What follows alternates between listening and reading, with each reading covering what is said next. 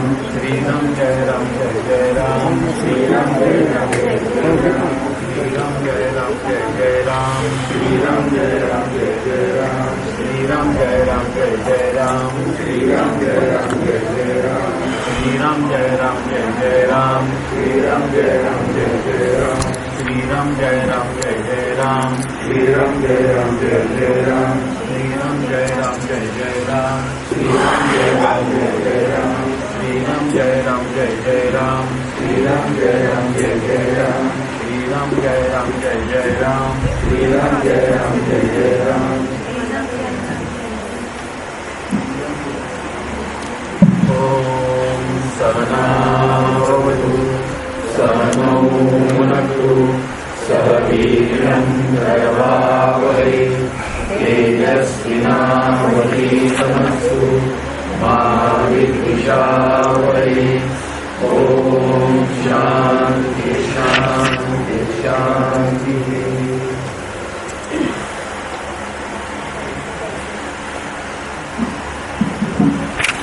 हरे राम राम राम हरे कृष्ण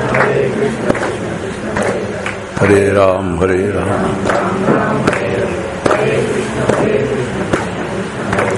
हरे राम हरे राम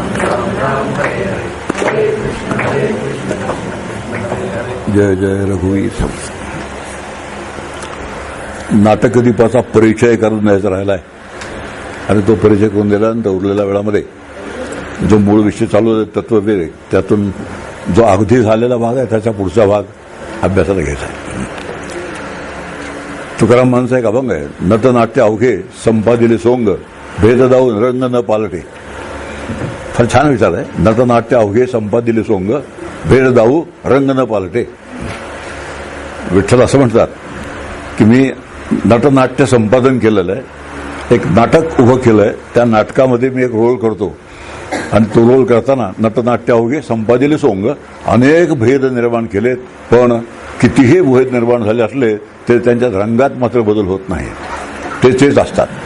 कितीही भेद जरी दिसले तर प्रत्येक भेद वेगळा दिसला उपाधीमुळे तरी आपलं तत्व तेच असतं.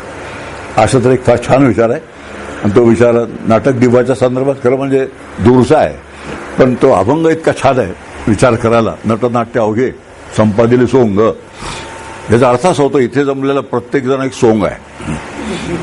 वेगळ्या अर्थाने आपण त्याला सोंग म्हणतो अशा अर्थाने नव्हे, प्रत्येक जण एक सोंग आहे आणि ते सोंग आहे त्या प्रत्येक सोंग कोणाचं आहे तर प्रत्येक सोंग त्याचंच आहे. विठ्ठलाचंच म्हणा, रामाचं म्हणा, कृष्णाचं म्हणा, जे असेल ते प्रत्येक सोंग त्याचं आहे. तर हे लक्षात घेताना अगदी त्याचं सोंग आहे हा जर विचार लक्षात असेल, कायमचा स्थिर असेल, तर मग खऱ्या सोंगासारखे बाकीचे जे लोक सोंग असतात तसं सोंग आपल्याला करावंच वाटणार नाही. कारण सोंग एकच आहे, मूळ सोंग त्याचं आहे आणि मूळ सोंग त्याचं असल्यामुळे त्या सोंगात आणि आपल्या सोंगाची भर कशाला घालायची असा विचार केला. छान विचार करता येतात. चालू या ठिकाणी एक तुकारामांचं एक वाक्य आहे, अधिकार तैसा करू उपदेश साहे ओझे त्यास तिची देऊ. आणि कित्येक लोकांचा अधिकार असतो, अनेक लोकांचा अधिकार असा असतो. अधिकार शब्दाचा अर्थ समजण्याची क्षमता. अधिकार शब्दाचा अर्थ समजण्याची, लक्षात घेण्याची क्षमता जी आहे, कुवत जी आहे त्याला अधिकार म्हणतात. आणि हा अधिकार कोणत्याही जातीवर, वर्णावरती, शिक्षणावरती, संपत्तीवरती ठरत नाही. तो अधिकार ह्या ज्या 4 गोष्टी सांगितल्या त्या कशाही असल्या तरी तो अधिकार कमी जास्त असू शकतो.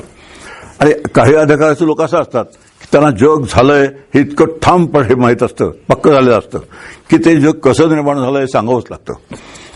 आणि जग कसं निर्माण झालंय सांगताना इथे म्हणतात की ते तत्व आहे आत्मा नावाचं, ब्रह्म नावाचं. त्या आत्मा नावाच्या किंवा ब्रह्म नावाच्या तत्वाने माया धारण केली, मायेचा स्वीकार केला आणि मायेचा स्वीकार करून त्या मायेच्या साह्याने, मायेच्या शक्तीने हे दृश्य जग जे आहे सर्व जग निर्माण केलेलं आहे. तर पुन्हा एक गोष्ट आपल्याला कळते की त्या ईश्वराने म्हणा, ब्रह्माने म्हणा, काय जे तत्व आहे आत्मा नावाचं तत्व, त्याने माया धारण केली, मायेचा स्वीकार केला आणि मायेचा स्वीकार करून हे दृश्य जग निर्माण केलेलं आहे. तर एक गोष्ट ताबडतोब कळते आपल्याला की त्याचं जग आहे, त्याने निर्माण केलेलं जग आहे. नुसतं त्याने जग निर्माण केलं आणि तो प्रत्येकात शिरलेला आहे आणि त्या प्रत्येकात शिरलेला असल्यामुळे अभेद तिथे कायमचाच आहे. कितीही भेद जरी दिसला तरी त्याची सगळी स्वरूप असल्यामुळे अभेद मात्र कायमचा आहे. ही दृष्टी सारखी जपणं मोठं कठीण असतं आणि कठीण असतं कारण आहे भेदावरती इतका आमचा भोर असतो, नामामुळे रूपामुळे इतके भेद दिसतात आणि इतके भेद दिसल्यामुळे जितके भेद तितके ती रूपं, तितकी ती नामं आणि तितकी नामं, इतके रूपं, इतके भेद, यामुळे वृत्ती अतिशय पांगून राहते आणि वृत्ती पांगून राहिल्यानंतर क्रिया प्रतिक्रियांचे खेळ सुरू होतात. एखादं शरीर दिसतं, शरीर म्हणजे उपाधी, कोणाचं काळं असतं, कोणाचं गोरं असतं, कोणाचं उंच असतं, कोणाचं जाड असतं. या पद्धतीने विचार केला तर शरीराचा फक्त विचार केला तर शरीराच्या विचारामध्ये जग आपलं अंतःकरणाचं गुंतून पडतं. आणि हे होऊ नये, क्रिया प्रतिक्रियाच्या खेळात जीवन निघून जाऊ नये, यासाठी एक गोष्ट लक्षात ठेवायची की ते तत्व त्यामध्ये शिरलेलं आहे. आणि ते एक तत्व शिरले तर हे स्वतः सांगितलं त्याने की मी मायेचा स्वीकार केला, मायेचा स्वीकार करून दृश्य जग निर्माण केलं आणि दृश्य जग निर्माण केल्यानंतर त्या दृश्य जगाच्या रूपाने मीच सगळीकडे अस्तित्वामध्ये आहे. आणि हे सांगितल्यानंतर पुढे असं म्हणतात की काही रूपं मी श्रेष्ठ केली, काही कनिष्ठ केली. कशासाठी? उपासनेच्या सोयीसाठी. आता उदाहरणार्थ विष्णूचं एक रूप आहे, कृष्णाचं एक रूप आहे, रामाचं रूप आहे. अशी जी रूप आहेत त्यांना श्रेष्ठ दर्जा दिला. त्याच्या खरोखर एक माणसाचं रूप आहे, त्याच्याकडे पशूंची, पक्ष्यांची वगैरे वगैरे अशी अनेक रूप आहेत. मग असं का केलं तर एकाला उपासक बनवावं, एकाला उपास्य बनवावं. आणि उपास्य बनवलं म्हणजे उपासक जो असतो तो उपास्याची उपासना करतो आणि उपास्याचं स्वरूप जाणून घेतो. आणि उपास्याचं स्वरूप जाणून घेतलं की मूळचा जो कर्ता आहे, मूळचा जो निर्माता आहे, त्याला जर निर्माता म्हटलं तर वेदांतात बोलणं मोठं कठीण असतं. पण एक कुठली तरी सरणी धरून बोलावं लागतं. आणि एक कुठली तरी सरणी धरून बोलायचं असेल तर त्याने जग निर्माण केलं आहे, ही सरणी आहे आणि ती सरणी आपण गृहीत धरायची आणि मग बोलायचं. म्हणून असा जो उपासक आहे, काही ना उपासक केलं, काही ना उपास्य केलं. उपास्य फार थोडे असतात, उपासक भरपूर असतात. पण आमच्याकडे काही वेळा असं असतं उपासकांपेक्षा उपासकांची संख्या जास्त असते. उदाहरणार्थ घरामध्ये माणसं असतात 4 आणि देव असतात 40, असं लक्षात आलं. असं उपासक कमी आणि उपास्य जास्त असं इथं नाही केलं. उपास्य खूप थोडे केलेत आणि उपासक जे आहेत त्यांची संख्या फार मोठी ठेवली. एकच दोन्ही ठिकाणी वाटलं, एकच तत्व दोन्ही ठिकाणी वाटलं. उपासकही तोच झालाय, उपास्य सुद्धा तोच झालाय. नटनाट्य अवघे संपादिली सोंग भेददाऊ रंग न पालटे. आणि असं करण्याचा हेतू जो आहे तो हेतू आहे उपासकाने उपासना करावी, उपास्याची. उपास्याचं स्वरूप जाणून घ्यावं आणि उपासकाने स्वतःचं उपासकत्व सोडावं आणि उपास्यामध्ये त्यांनी विलीन व्हावं. आणि उपास्यात विलीन झालं की मूळचं जे स्वरूप आहे त्यालाच उपास्याचं रूप मिळालं, त्यालाच उपासकाचं रूप मिळालंय. मग शिल्लक काय राहतं? उपासकही जातो, उपासही जातं, जे आहे ते शिल्लक राहतं. अशा तऱ्हेची एक छान विचारसरणी. हे सगळं वाचताना, अभ्यास करताना ह्याचा जो उद्देश आहे, ह्याचा हेतू आहे, हा जर लक्षात राहिला कायमचा तर आपण काय होतं काय वेळेला हे संहितेत आपण फार अडकून जातो. ही जी संहिता आहे, टेक्स्ट ज्याला म्हणतात, त्यामध्ये आम्ही फार अडकून जातो. आणि त्या संहिता कशासाठी आहे, ती मला काय द्यायला बसले, फार महत्वाची गोष्ट आहे. ती मला काय द्यायला बसले लक्षात आलं तर मला पदरात पाडून काय घ्यायचं ते कळतं. आणि जेवढं पदरात पाडून घ्यायला पाहिजे तेवढं पदरात पाडून घेता येतं. आणि असं झालं तर संहितेचं काम संपलेलं असतं. आणि असं झालं नाही तर संहिताच फक्त एक फार मोठी होऊन राहते. आणि संहितेने मला द्यायचं आहे ते आपल्याला घ्यायचं तसंच राहून जातं. हे फार विचार करावा लागतं या क्षेत्रामध्ये. म्हणून दोन्ही ठिकाणी तोच झाला. आणि असं झाल्यामुळे आता उपासना कशासाठी करायची, उपास्य कशासाठी, उपासक कशासाठी. तर आपले हे जे उपासक असतात त्याने अनेक जन्म घेतले आणि अनेक जन्म घेतल्यामुळे जन्ममरणाच्या आकारामध्ये फिरत राहिला, अनेक योनीतून फिरत राहिला. आणि असं अनेक योनीतून फिरत राहिल्यानंतर प्रत्येक योनीत त्या त्या योनीचे सुखदुःखाचे भोग भोगत राहिला. त्या त्या योनीमध्ये आता ही मनुष्य योनी आहे, या मनुष्य योनीमध्ये आपण सगळेजण सुखदुःखाचे भोग भोगत होते. आपल्याला माहिती इथे जमलेल्या प्रत्येकाचे सुखदुःखाचे भोग कसे आहेत, अतिशय भिन्न भिन्न आहेत, अतिशय भिन्न भिन्न. सुखाचे विषय वेगळे, दुःखाचे विषय वेगळे, दुःखाची कारणं वेगळी आणि सगळं अतिशय भिन्न आहे. पण सुख आणि दुःख मात्र तेच आहे. आणि त्यांची वाटणी विशेष आहे. सुख पाहता जवा पाडे, दुःख पर्वत एवढे. हा जो विचार आहे निराशाजनक आहे का हो? सुख पाहता जवा पाडे, दुःख पर्वत एवढे, असं तुकाराम महाराज म्हणाले. तुकाराम महाराजांचं जीवन अत्यंत विचित्र असल्यामुळे त्यांना दुःखाचा अनुभव फार आला आणि म्हणून ते असं म्हणत असतील आम्ही ते समजतात एवढे दुःखी नाही. विचार येऊ शकतो किती विचार असतात. आता ते त्यांना का बाप मेला न कळता त्यांनी आपलं चरित्र लिहून ठेवले. मी लहान असतानाच माझे वडील गेले, 12 वर्ष दुष्काळ पडला, मुलं गेली, बायको गेली आणि तितकं चटके बसले, सगळे धंदा बुडाला. आता अशा तुकाराम महाराज सुख पाहता जवा पडे दुःख पर्वता एवढं वाटणं अगदी स्वाभाविक आहे. पण आमचं तसं नाही. त्यामुळे आम्ही ते सांगतात एवढे दुःख नाही. आम्ही दुःख नसताना आम्ही दुःखी आहोत असं आमच्या गळ्यात का बांधता विचार येतो. आता खूप विचार असतो. आता काय संहिता माझ्यासमोर आहे, माझ्यासमोर याच प्रश्नच नाही. पण दुःख गळ्यात बांधायचं आहे का खरंच आहे हे लक्षात घेतलं तर त्यातून सुटलं पाहिजे हे कळेल. आणि त्यातून सुटेल असेल तर उपासक म्हणून भूमिका करून उपास्य म्हणून जी भूमिका दिलेली आहे त्याची उपासना आपण केली पाहिजे. आणि त्यासाठी काही दुःखाचे प्रकार शोधून काढूया. दुःख कशाला म्हणतात. मंदतेने मला सूचना दिल्या की पोर्शन अपुरा राहता कामा नाही, पुढे गेलं चालेल पण मागे राहून चालणार नाही असं तरी सांगितलंय. आता सांगितलंय खरं त्यांनी, पण काही वेळा काय असतं की जे संयोजक असतात ना त्या संयोजकांचं सगळंच लगे ऐकतात असं नसतं. काय माहिती का, 1 वर्षाने मी त्यांच्यापासून मोठा आहे त्यांच्यापेक्षा, त्यामुळे सगळे ऍडव्हान्टेजेस मी घेतो त्याच्यावर मोठेपणाचे. पुढे जाऊया. आता दुःख नावाची गोष्ट, काही दुःख असे असतात उघड दिसणारी दुःख असतात, काही दुःख असतात अशी आत असतात पण आम्ही ती लोकांना न कळतील अशी व्यवस्था करतो. पण माणसाचा फार विचित्र आहे. काही उघड दुःख आहेत. उदाहरण मला जखम झाली, स्पष्ट दुःख आहे. धंद्यात नुकसान झालं, स्पष्ट दुःख आहे. अपमान झाला, कोणी गेला झालं, किंवा घरात कोणी आजारी आहे, कोणी गेलं, ही सगळी दुःख अतिशय स्पष्ट आहेत, उघड दिसणारी दुःख आहेत. पण काही गोष्टी अशा आपल्या आतमध्ये आहेत की जी आहेत दुःख देतात पण त्यांना दुःखाचा दर्जा आपण देत नाही आणि ती दुःख जगाला कळणार नाहीत अशी व्यवस्था करतो. माणूस फार वस्तात पाड्या. घरामध्ये दोघांची खडाजंगी चाललेली असते. स्वयंपाकघरात तोपर्यंत दारावरची कॉलबेल वाजते. कॉलबेल वाजल्यानंतर दोघं जण हसत मुखाने दारापर्यंत जातात, दरवाजा उघडतात आणि आलेलं असं चित्र दिसतं मेड फॉर इच अदर. अगदी आत काय चाललं होतं, खडाजंगी. दारापर्यंत येईपर्यंत काय झालं, सगळे एकदम शांत, दोघं हसत मुख. हे बरोबर आहे. आपली खडाजंगी लोकाला कळायची गरज नाहीये, पण आपला स्वभाव कसा आहे ते सांगतो. आतमध्ये आहे पण लोकाला कळू नये याची आम्ही काळजी घेतो. त्याचं उदाहरण आहे. तसं 1-2च उदाहरणं देतो, पुढे जातो. एक मत्सर नावाची गोष्ट आहे ती आतमध्ये आहे, पण आम्ही चुकून सुद्धा कोणाला म्हणणार नाही मी तुझा मत्सर करतो म्हणून. त्या सांगू मी तुझा द्वेष करतो, मी तुझा मत्सर करतो असं चुकून सुद्धा सांगणार नाही. आणि मराठीत एक म्हण आहे, मत्सराने जळणारा. आता मत्सराने जळणारा माणूस सुखी असेल का असं विचार केला तर ही 2 वाक्य कशी होतात. मी मत्सराने जळतोय आणि मी कसा आहे, मी सुखी आहे. ही 2 वाक्य एके ठिकाणी व्याघात म्हणतात तसं वेगळी झालंय. याचा अर्थ असा होतो की मत्सर नावाचं दुःख आतमध्ये आहे, द्वेष नावाचं दुःख आतमध्ये आहे, तुलना नावाचं दुःख, संताप नावाचं दुःख. संताप गिळायचा असतो, त्याच्यासाठी शब्दच राखून ठेवलेला आहे. संताप काय करायचा आहे, गिळायचा आहे. आता गिळलेला जो संताप असतो तो आतमध्ये एका वेळ जाऊन थोड्या वेळ बाहेरच्या लोकांना शांत झाल्यासारखं दिसेल, पण आतला जो गिळणारा असतो तो आतमध्ये त्याची काय अवस्था असते हे गिळणाऱ्यांनाच कळतो.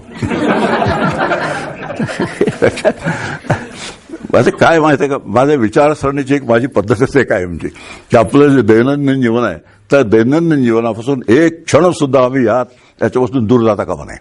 हे तत्वज्ञान आहे ते आमच्या रोजच्या जीवनात उपयोगात आलंच पाहिजे. 100% हट्ट आहे. भले हट्ट तो माझा योग्य असेल चुकीचा असेल पण तो हट्ट एवढी गोष्ट खरी आहे. मुद्दा एकच आहे की अशी जी अनेक दुःख आपल्यापाशी आहेत, ही अनेक दुःख आपल्याला नको असतील की काही दुःख स्पष्ट आहेत, काही अस्पष्ट आहेत, काही आम्हाला दाखवतो, काही नसलेली पण दाखवतो. त्याचं ऍडव्हान्टेज असतं. असं आहे, एक दिवशी मला जर घरात काम करायचं नसेल तर मी घरात सांगत असेल डोकं दुखतंय माझं पण. काय गमते जमते असतात, खूप कशा असतात. अरे अशा पद्धतीने म्हणून असं आहे, कोणी डोकं दुखतं म्हणाल तर विश्वास ठेवायचा ना असं करू नका. काय खरं दुखत असेल काय सांगते. आपला विचार या दिशेने चाललाय की दुःख नावाची गोष्ट आतमध्ये आहे आणि ती आम्ही जर स्वीकारली, मी दुःखी आहे हे स्वीकारलं पाहिजे. पहिली गोष्ट, मला दुःख नको हे ठरलेलं असलं पाहिजे. परमार्थामध्ये ज्याला दुःख नको असं ज्याला ठरलेलं नाही त्यांनी परमार्थ करूच नाही. नक्की ठरलेलं असलं मला दुःख नको, एवढ्यावरही थांबत नाही, मला सुख हवं एवढं नाही संमत नाही, मला सुखरूप व्हायला हवं. असे टप्पे आहेत बरं. दुःख नको पहिला टप्पा, सुख हवं पहिला टप्पा दुसरा, आणि नुसतं सुख नको. काय नको? सुखरूपता हवी. सुखरूप व्हायचं आहे त्यासाठी हा परमार्थ आहे. नुसतं सुखी होण्यासाठी परमार्थाचा काही उपयोग नाही आहे. आता इथे आपण आलो, इथे बसतोय खुर्च्यामध्ये 4-4 4.5 तास ऐकतोय. पाठ दुखते, कंबर दुखते, मान ताट राहत नाही, झोप येते, काय काय काय काय होतं. आणि अशा वेळेला परमार्थाने सुखी होतो का आम्ही? विचार केला तर सुखी होत नाही. विचार करा, सुखी होण्याची शक्यता नाही. आणि कोणी कोणी घरात व्यवसाय बंद केले असतील, फोनवर काय काय चाललेलं असेल, तिकडचं फीडबॅक मिळत असेल सारखा वगैरे वगैरे. आता मी अनेक अभ्यास वर्ग अटेंड केलं, तर त्यामुळे सगळे प्रकार मला छान माहिती आहेत काय काय चालतात. आता मुद्दा एक चाललाय की सुखी व्हायचं असेल तर परमार्थाचा काही उपयोग नाही, परमार्थाचं कामच नाही आहे. सुखरूप व्हायचं असेल तर परमार्थ हवा. काही गोष्टी फार स्पष्ट पाहिजेत. परमार्थाने कदाचित बौद्धिक सुख मिळेल. एक आहे की ही सगळी तत्त्वज्ञान समजलं, शास्त्र नीट समजलं, एक प्रकारचं बुद्धिक सुख मिळतं. बुद्धीला फार छान वाटतं, मला समजलं, माझ्या बुद्धीला आकलन झालं, एक आनंद वाटतो त्याच्यामध्ये. पण बौद्धिक सुख मिळालं, अनेक पद्धती आहे. बुद्धीला सुख मिळवण्याच्या अनेक पद्धती आहेत. हीच कशाला पाहिजे त्याला? असं विचार केल्यानंतर मला सुखरूप व्हायचं हे जर ठरलेलं असेल तर परमार्थ आहे. ज्याला सुखी व्हायचं त्यासाठी परमार्थ नाही. दुःख उगाळीत बसणाऱ्याला परमार्थ काय म्हणालो? दुःख उगाळीत बसणाऱ्याला हमसून हुमसून रडायचं असतो. शब्दप्रयोग घ्यायचा, मागचं आठवून आठवून आठवून आठवून. त्याला अनेक पुढं आहे, आठवणी दाटतात. आता कशाला दाटतात त्या, कशाला आता त्या आठवणी दाटायच्या आणि वर रडत बसायचं. काय जो रडण्याची हौस आहे तुम्हाला, मला कळलं ना. अरे सगळे अश्रुपात आहे, रडणं आहे, होबसणं आहे, उमासूस हे देणं आहे, उसासे सोडणं आहे, हे सगळं जे जीवन आहे हे एकदम बेकार जीवन आहे. आणि असं बेकार जीवन आम्हाला जर नको असेल, अत्यंत आनंदमय जीवन, तृप्त शांत जीवन असेल, त्यासाठी परमार्थ आहे. आणि त्यासाठी उपासकाची भूमिका घेऊन उपास्याची उपासना केली पाहिजे. दोन्ही एकच आहे. उपासक तोच झालाय, उपास्य तोच झालाय. कशासाठी? एक लीला, याला काय म्हणतात? एक म्हणतात लीलावाद नावाचा एक वाद आहे. आणि लीलावादामध्ये दोन भूमिका त्यांनी घेतल्या. उपासकाची म्हणजे तुमची आमची भूमिका त्यांनी घेतली, उपास्य भूमिका त्यांनी घेतली. काय नडलं होतं त्याचं असं करण्यापासून तुका मला असा प्रश्न विचारला ना, काही राहिल्या वेदना वाचून आपुल्या भिन्न केल्या आम्हा, अशी थट्टा करा, हा खेळ करावासून तुझं काय अडलं होतं? आता तू उत्तर देत नाही काय अडलं होतं. माझं असं आहे, तुम्हाला सुटायचं सुटा, नसेल सुटत तर सुटू नका. अशा तऱ्हेचे हे कोणतं मार्केट आहे? सेलर्स मार्केट आहे, बायर्स मार्केट नाही. आता सेलर्स मार्केटमध्ये निमूटपणाने तुम्ही जे असेल ते तसं तसं करावं लागतं. जो बायर असतो त्याला चान्सच नसतो काही. Take it or leave it, अशा प्रकार आहे. परमार्थाच्या बाबतीत हे फार लक्षात ठेवायचं. हे असं आहे ना, असंच आहे. आणि हे लक्षात राहिलं तर आणि असंच केलं पाहिजे तर काहीतरी जमणार आहे. आणि असं कसं तसंच कसं हे का ते का असं म्हणतात, त्यांना काही मिळणार नाही. श्रद्धावान लभते ज्ञानम. मग असं उपासक आहे, त्याने उपास्याची उपासना करावी आणि स्वतःचं चित्त शांत करून घ्यावं. ही सर्वात महत्वाची गोष्ट आहे. उपासनेने काय होतं? उपासनेचा विक्षेप नावाचा दोष जो आहे शास्त्रात सांगितलेला, तो विक्षेप नावाचा दोष जातो. शास्त्रशुद्ध पद्धतीने कर्म जर केलं तर मल नावाचा दोष आहे, चित्त शुद्ध होऊन जातं. आणि आजपर्यंत ज्याचं चित्त शुद्ध झालेलं नाही, ज्याचं चित्त शांत झालेलं नाही, त्याला परमार्थाचा लाभ झालेला नाही. निर्विवाद गोष्ट आहे. हे इन्फ्रास्ट्रक्चर आहे. कशाचं इन्फ्रास्ट्रक्चर म्हटलं की आपल्याला सगळ्यांना समजतं आता छान. हे इन्फ्रास्ट्रक्चर आहे परमार्थाचं. चित्त शुद्ध झालंच पाहिजे, चित्त शांत झालंच पाहिजे, मल नावाचा दोष गेला पाहिजे, विक्षेप नावाचा दोष गेला पाहिजे. असं असेल तर आवरण नावाचा दोष असतो, तो जाण्याची व्यवस्था होऊ शकते. तोपर्यंत आवड नावाचा दोष जात नाही. आणि म्हणून चित्त शुद्ध होण्यासाठी, उपास शांत होण्यासाठी उपासकादी उपास्याची उपासना करावी. पुढे सांगतात असा जो आत्मा आहे तो सत्य आत्मा उरतो. आता कसं आहे, उपासना केल्यानंतर उपासक उपास्याशी जे एकरूप झाला, उपासक उपास्याशी एकरूप झाला, तर उपासक आणि उपास्याशी एकरूप व्हायचं काय आहे? उद्या समजा एक कल्पना करूया. एक उपासना पद्धती आहे, मनोबुद्धी अहंकार चित्ताने. मी मन नाही, मी बुद्धी नाही, मी चित्त नाही, अहंकार नाही, वगैरे वगैरे. काय शिल्लक राहतं? हे सगळं गेल्यानंतर ते आत्मा तेवढा शिल्लक राहतो. आता आत्मा शिल्लक राहतो हे बोलणं नुसतं औपचारिक आहे. हे सगळं गेलं आणि हे सगळं गेल्यानंतर आत्मा शिल्लक राहिला असं म्हणणारे तुम्ही कोण टिकोजीराव? असा प्रश्न विचारला का? आत्मा आहेच हो, त्याला शिल्लक राहिला असं म्हणणारे तुम्ही कोण? आत्मा शिल्लक राहिला असं कोणाच्या आधाराने तुम्ही बोलता? तर आत्म्याच्याच आधाराने तुम्ही आत्मा शिल्लक राहिला असं बोलता. आत्म्याच्या आधाराने आम्ही आत्मा नाही असं सुद्धा म्हणतो. आत्म्याच्याच आधाराने आत्मा आहे असं म्हणतो. आत्म्याच्या आधाराने मी आत्मा आहे असं म्हणतो. आणि आत्म्याच्याच आधाराने आत्मा शिल्लक राहिला असं म्हणतो. आता शिल्लक राहिला ही भाषा केवळ औपचारिक आहे, त्यापेक्षा त्याला काही महत्व नाहीये. पण आता बोलावं लागतं, सांगावं लागतं, आणि त्यासाठी सत्य आत्मा उरतो ही केवळ बोलण्याची भाषा आपल्यासमोर आहे. आता आणखी एक पुढचा विचार आहे की मोक्ष फक्त विचाराने मिळतो, दुसऱ्या कोणत्याही साधनाने मिळत नाही. ही फार मोठी अडचण आहे.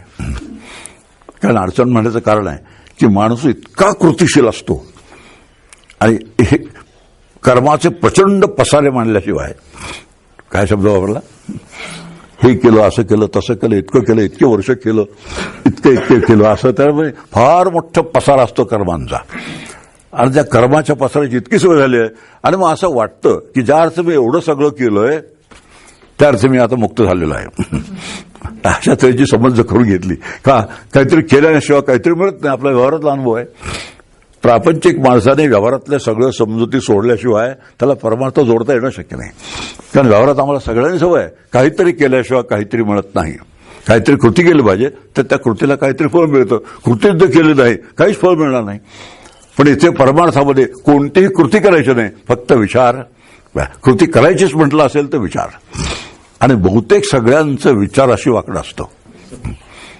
कृतीशी हाताने आम्हाला काहीतरी करायला सांगा, करू, टाळ वाजू, भजन म्हणू, पायाने कुठेतरी धावपळ करून यायला सांगा, 21 प्रदक्षिणा, 1200 पायऱ्या, हे असं काहीतरी मोठं काहीतरी केलं. 1200 पायऱ्या तर छोटी गोष्ट नाही. गुजरातमध्ये जा तुम्ही, पण मी 2.5 तासात चढलो बरं, बाकीच्यांना 5 तास लागले. आता काय झालं, तिथे जाऊन कॉम्पिटिशन सुरू झाली. तिथे जाऊन द्वैतात भर पडली. मी 1 तास फक्त लवकर झालो, बाकीचे सगळे रेंगाळत येत होते. अहो सवय लागतं त्याला सुद्धा.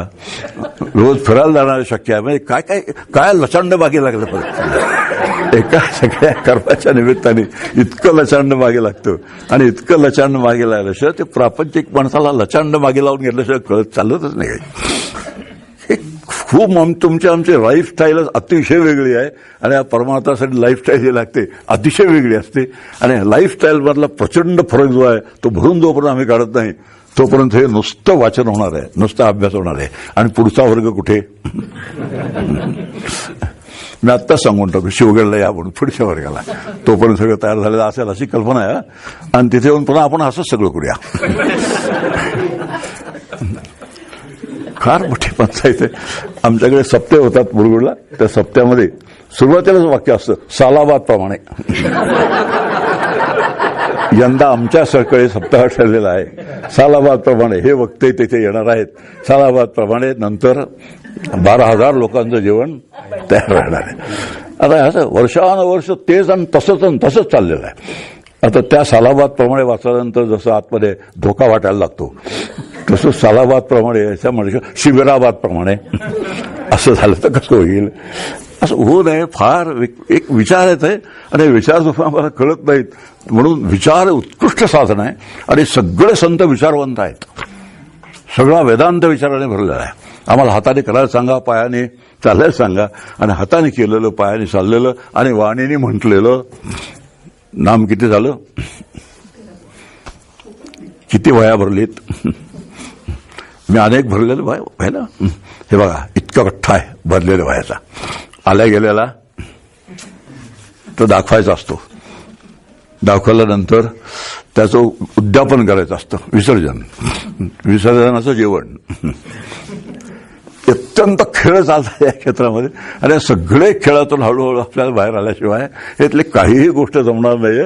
म्हणून वस्तुसिद्ध विचारणं न कश्चित कर्म गोडवी आचार्य म्हणतात की वस्तुसिद्धी शब्दाचा अर्थ मी आत्मा आहे असा जो अनुभव आहे त्याला वस्तुसिद्धी असं म्हणतात.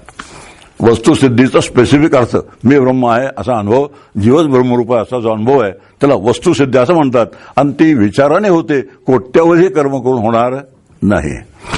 हे जर एकदा कायम ठसलं तर कर्माचं मूल्य किती आहे चित्तशुद्धी. उपासनेचं मूल्य किती आहे? चित्तशांती. आणि चित्तशुद्धी आणि चित्तशांती झाल्यानंतर ह्या दोघांचं मूल्य संपतं. आणि संपतं कारण काय? शुद्ध चित्त झाल्यानंतर शुद्ध झालेला आणखी शुद्ध नाही करता येत, शांत झालेला आणखी शांत नाही करता येत.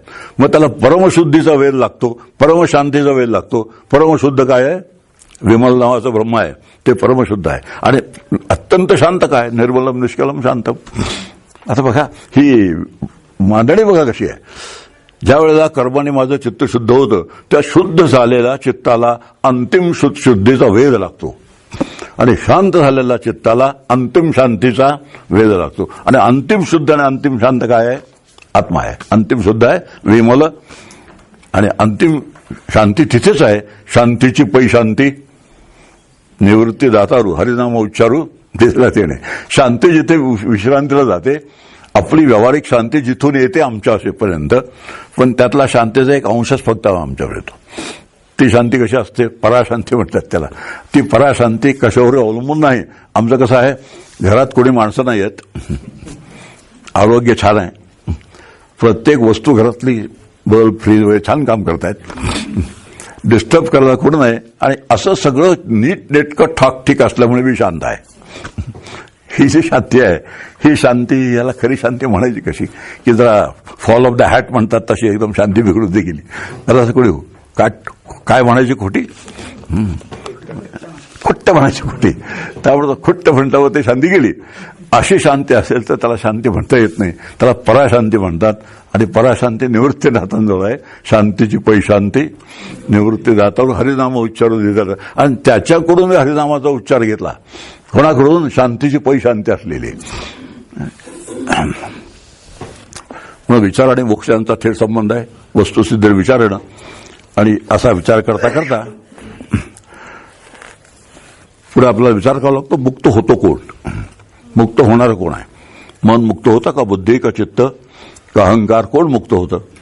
तर मुक्त होण्याचा आरोप चिदाभासावर केला जातो. काय म्हणालो? मुक्त होण्याचा आरोप चिदाभासावर केला जातो. चिदाभास मुक्त होतो, कोणीतरी मुक्त होतं अशी व्यवस्था लावलीच पाहिजे. मग कोण मुक्त होतो? मग चिदाभास मुक्त होतो. मग चिदाभास बद्ध कोणामुळे झाला? चिदाभास जो बद्ध झाला तो कशामुळे झाला? कोणामुळे झाला? त्या चिदाभासाने असं एक समजूत करून घेतली स्वतःची की मी कोण आहे? मी देह आहे, मी मन आहे, मी बुद्धी आहे, मी चित्त आहे, अहंकार आहे. अशी त्या चिदाभासाने स्वतःची समजूत करून घेतली.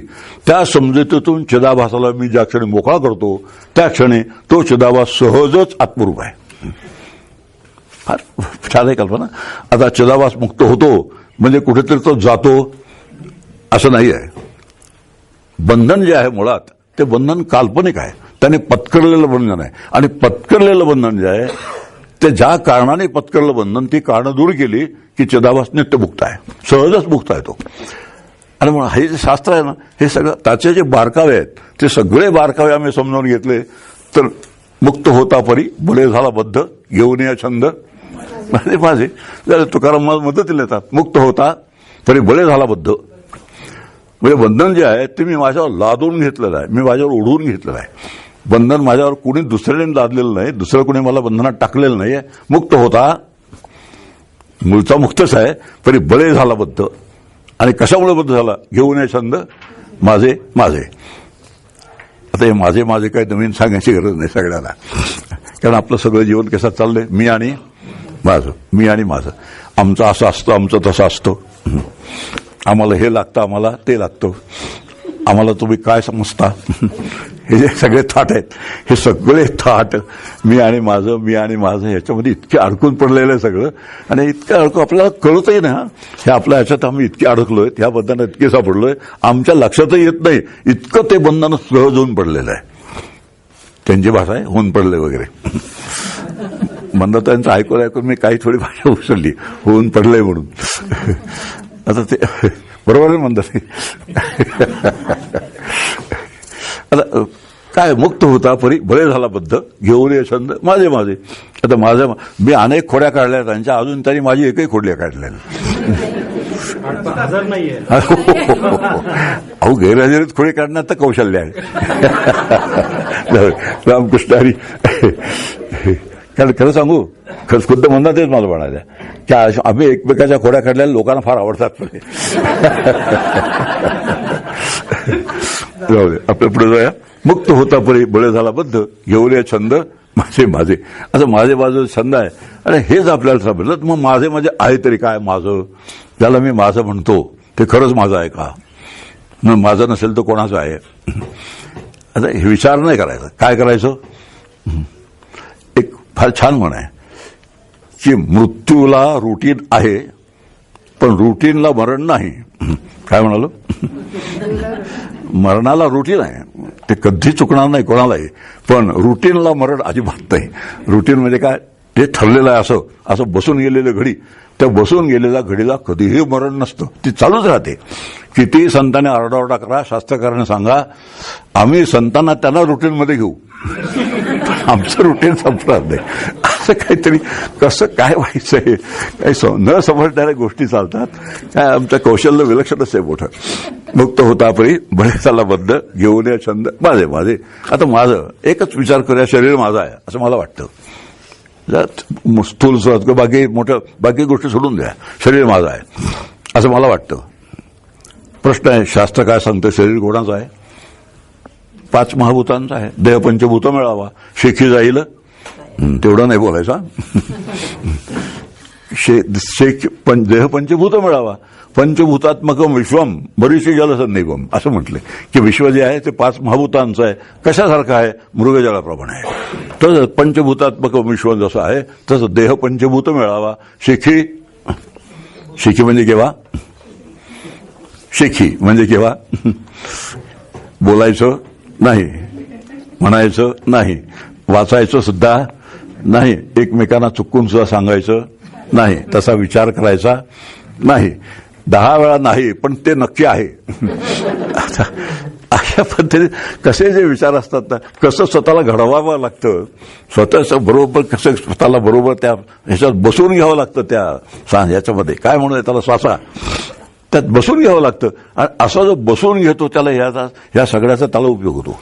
आणि जो बसून घेत नाही तर philosophy for the sake of philosophy असं जे होतं, मग त्याचा फारसा उपयोग होत नाही. आपला विचार चालला, विचार वस्तुसिद्ध विचारणं. मग मी मूळचा मुक्तच आहे. मुक्त असताना बळाने मी काय झालो? बळाने मी बद्ध झालो. आता हे जे बळजबरीने बद्ध झालेलं आहे, ती बळजबरीची दूर केली. कुणी कोणावर बळजबरी केली? 5 महाभूत आहेत, अचेतन आहेत. अचेतन पदार्थ माझ्यावर काही बळजबरी करू शकतं का? विचार करा. अचेतन पदावर माझ्यावर काही शक्ती करू शकतो का? ते घड्याळ अचेतन आहे. हे घड्याळ माझ्यावर कसलीही बळजबरी करणार नाही.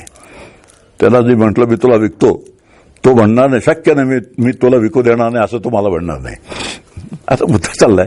घड्याळ अचेतन असल्यामुळे ते जसं माझ्यावर कुठल्याही तऱ्हेची शक्ती करू शकत नाही, तसं शरीर अचेतन असल्यामुळे तेही माझ्यावर कोणत्या तऱ्हेची शक्ती करू शकत नाही. मग ते जर शक्ती करत नसेल तर मी बंधन लादून घेतलंय का त्याचं ते आहे? विचार करा. मुक्त होता बरी भले झाला बद्ध. मग लादून घेतलेलं बंधन जे आहे त्याचं जे ओझं आहे ते जर ओझं उतरवायचं असेल तर हळूहळू एक एक ओझं उतरवायला पाहिजे. कोणतं ओझं उतरवायचं? मनोबुद्धी अहंकार पित्ताने ना. मी मन नाही, मी बुद्धी नाही, मी चित्त नाही, मी अहंकार नाही. मग काय आहे मी? चिदानंद रूप शिवम शिवम. अशा पद्धतीने विचार करत गेलं तर मग आपल्याला हा नाटक दीप चालला परिचय. आता ते पहिल्या 4-5 ह्याच्यात परिचयाची मुदत मला वाटतं संपली असेल आणि आपल्याला पुढे तत्वविवेक जे आहे त्या तत्वविवेकाकडे जायचं आहे.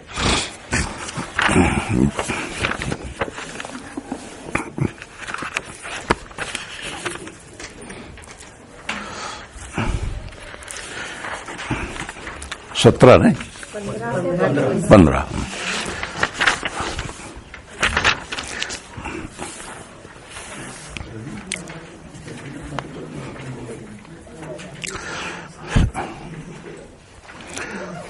सच्चिदानंद असं ब्रह्म आहे आणि त्या सच्चिदानंद ब्रह्माचा ज्याच्यात आभास तयार झालेला आहे असं जे काही आहे ज्याच्यामध्ये रज तम आणि सत्व हे 3 गुण साम्यावस्थेत आहेत त्याला प्रकृती असं म्हणतात. आता प्रकृतीमध्ये एक गुणक्षोभिणी अवस्था म्हणून आहे. गुणक्षोभिणी की मूळ जे साम्यावस्थेत प्रकृती असते म्हणजे शांत असते. सत्वरजतम हे जे 3 गुण असतात ते समावस्थेत असतात आणि समावस्थेत असताना सृष्टीची निर्मिती होत नाही. मग ज्यावेळेस सृष्टीच्या निर्मितीची वेळ होते त्यावेळेला त्या गुणांचा क्षोभ व्हायला लागतो आणि जेव्हा क्षोभ होतो त्यावेळेला गुणक्षोभिणी अवस्था असं त्याचं नाव आहे. असं गुणक्षोभिणी अवस्था निर्माण झाली की 3 गुण जे आहेत ते 3 गुण एकमेकाची साम्यावस्था सोडतात आणि मग आपापल्या पद्धतीने आपापल्या पदार्थांची निर्मिती करतात. म्हणजे सत्वरेपासून काय निर्माण होतं, रजापासून काय निर्माण होतं, तमापासून काय निर्माण होतं. आता एक उदाहरण घेऊया की आपलं जे अंतःकरण आहे ते अंतःकरण कशातून निर्माण झालेलं आहे. अपंचीकृत पंचमहाभूतापासून त्यांच्या सत्वांशापासून मन निर्माण झालंय. अपंचीकृत पंचभूतांच्या सत्वांशापासून, बरोबर आहे मुळे साहेब, बरोबर आहे ना. असं आहे. हल्ली काय होतं माहितीये, खात्री करून घ्यावी लागते. सांगतोय ते बरोबर सांगतोय की नाही, कारण आणि कोणाकडून खात्री करून घ्यावी माहितीये, ताजं ज्यांचं आहे त्यांच्याकडून. सगळं एकदम ताजं आहे छानपैकी, आणि ताजं असल्यामुळे चविष्ट आहे. रामकृष्णाजी.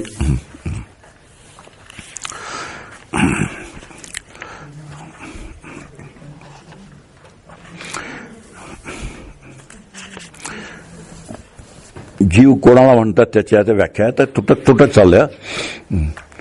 माझं काय होतं नेहमी, एक विषय सांगायला लागला ना, तो विषय सांगताना जे करायला लागतं सांगायला लागतं ते सांगताना गाडी फार जोरात जाते. अरे असं एक टप्प्याटप्प्याने सांगायची वेळ आली की माझी गाडी अशी थांबून हळूहळू चालते आणि एकदम ती पॅसेंजर होऊन जाते. असं त्यामध्ये फरक पडतो. आता काय आहे खरं असं. चिद्रूप आत्मा अविद्येमध्ये प्रतिबिंबित झाला की अविद्येच्या अधीन राहणारा जीवात्मा होतो. आता जीव म्हणजे काय, ईश्वर म्हणजे काय. आता अगदी वेदांताची भाषा, अविद्या विशिष्ट साभास चेतनाला जीव म्हणतात आणि माया विशिष्ट साभास चेतनाला ईश्वर असं म्हणतात. केवळ चेतनाला ब्रह्म असं म्हणतात. आता फटफट निर्णय होऊन गेले ते. अविद्या विशिष्ट अविद्याच्या उपाधी असलेला जो जीव असतो, मायेच्या उपाधी असलेला ईश्वर म्हणतात आणि एकही उपाधी नसलेला निरुपाधिक ब्रह्म असतो.